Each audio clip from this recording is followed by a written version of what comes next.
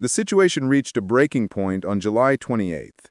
Specialist Mercer, the first to report the dream, woke up screaming, thrashing so violently that he fell off his cot and onto the concrete floor.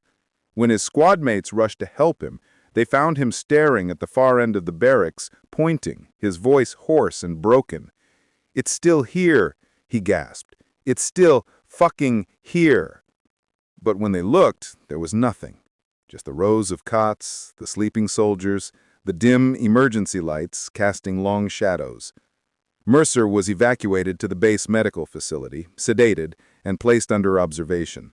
The next morning, Captain Ross made a decision that would have seemed absurd under any other circumstances. She ordered the entire company to sleep in a different building.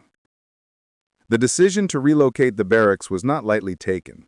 In a military environment, especially in a combat zone, deviation from established routine is discouraged. Logistics, security, and chain of command all depend on predictability. But Captain Ross had 20 years of service, and she had learned to trust her instincts.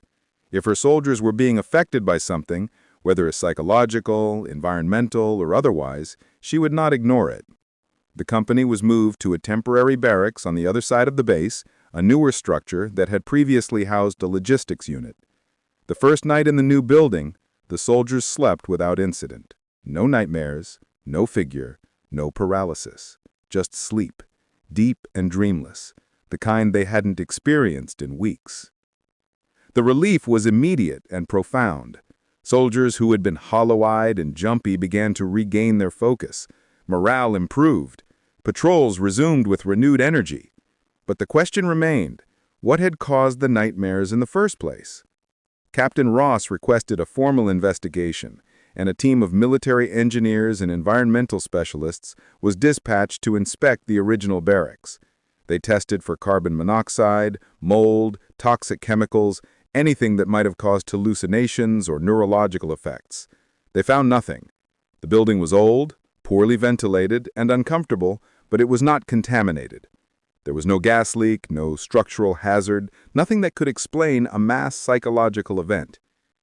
Then one of the engineers, a civilian contractor named David Brennan, who had worked on FOB construction throughout Iraq, mentioned something that caught Captain Ross's attention. He said that the barracks was built on the site of an old Iraqi military installation, one that had been heavily bombed during the initial invasion in 2003. Before that, the site had been used by Saddam Hussein's Republican Guard, and before that, during the Iran-Iraq War, it had been a field hospital and morgue. Brennan had access to